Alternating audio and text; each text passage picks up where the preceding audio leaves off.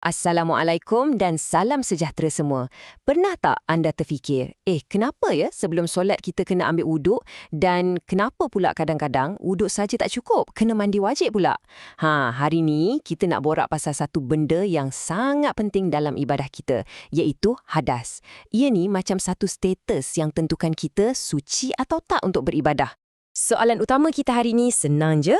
Apa beza hadas kecil dengan hadas besar? Dengar macam teknikal sikit kan? Tapi jangan risau. Percayalah, bila kita faham benda ni, cara kita pandang ibadah harian kita pun boleh berubah. Jom kita mulakan. Okey, jom kita tengok yang pertama dulu, hadas kecil. Kata kuncinya kat sini simple je, benda yang batalkan wuduk. Jadi, apa sebenarnya hadas kecil ni?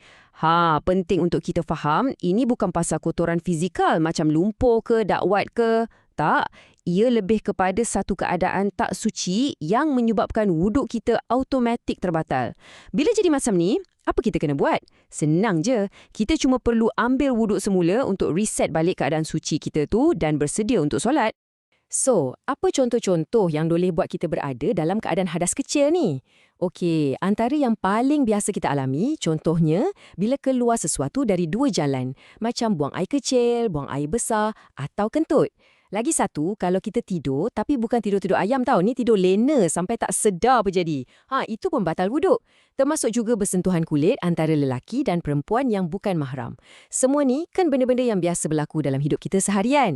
Baiklah, kalau dah dalam keadaan hadas kecil, macam mana nak sucikan diri balik? Cara dia satu je dan sangat spesifik. Ambil wuduk, itu je. Wuduk itulah ibarat reset button untuk kita kembali suci. Dan kena ingat ya, wuduk ni bukan sekadar basuh muka, tangan, kaki, bukan. Ia sebenarnya satu ritual penyucian yang siapkan kita bukan saja dari segi fizikal tapi juga mental dan rohani untuk kita berhubung dengan Allah Subhanahu Wa Taala dalam solat.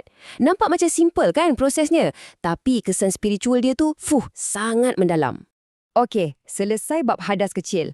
Sekarang, jom kita naik ke level seterusnya. Hadas besar. Macam nama dia juga, besar. Jadi, keadaan dia lebih serius sikit dan cara nak sucikannya pun lebih lengkap. Kita perlukan mandi wajib.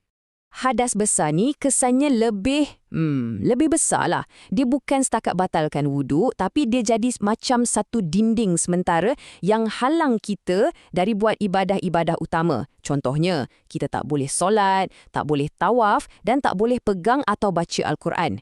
Selagi kita tak sucikan diri, ibadah-ibadah penting ni kena pause dulu. Dan apa pula punca-punca hadas besar ni? Yang ini lebih spesifik. Antaranya ialah keluar air mani atau selepas hubungan suami isteri. Bagi kaum wanita pula, ia melibatkan kitaran semula jadi seperti datang haid atau darah nifas selepas bersalin. Penting untuk kita faham, semua ni adalah sebahagian daripada fitrah kita sebagai manusia yang diakui dan diuruskan dengan cantik dalam Islam. Jadi, ini poin paling penting yang kena kita ingat. Untuk hadas besar, ambil wuduk saja memang tak cukup. Tak boleh. Satu-satunya cara untuk kita sucikan diri dari hadas besar adalah dengan mandi wajib atau dalam bahasa Arabnya, ghusl. Dan mandi wajib ni pun, ia bukan macam mandi biasa yang kita buat hari-hari untuk segarkan badan tu tau. Tak sama. Ini adalah satu ritual penyucian lengkap yang mesti dimulakan dengan niat khusus untuk mengangkat hadas besar. Lepas tu, kita kena pastikan air sampai ke setiap bahagian badan kita, dari hujung rambut sampai hujung kaki. Ia simbolik kepada pembersihan total, luar dan dalam, supaya kita boleh kembali beribadah dalam keadaan yang paling sempurna. Baiklah, kita dah tengok hadas kecil, kita pun dah tengok hadas besar. Sekarang apa kata kita letak dua-dua ni sebelah menyebelah supaya kita nampak dengan lebih jelas lagi apa perbezaan utama antara keduanya. Okey, jom kita tengok jadual ni. Senang nak faham. Tengok ya, untuk hadas kecil, puncanya benda-benda harian macam kentut atau tidur lena. Cara nak sucikannya cukup dengan wuduk. Dan kesannya hanya batalkan wuduk kita. Sekarang, kita tengok hadas besar pula. Puncanya lebih spesifik, kan? Macam jima', haid, nifas. Cara sucikannya pula, wajib mandi wajib. Tak ada pilihan lain.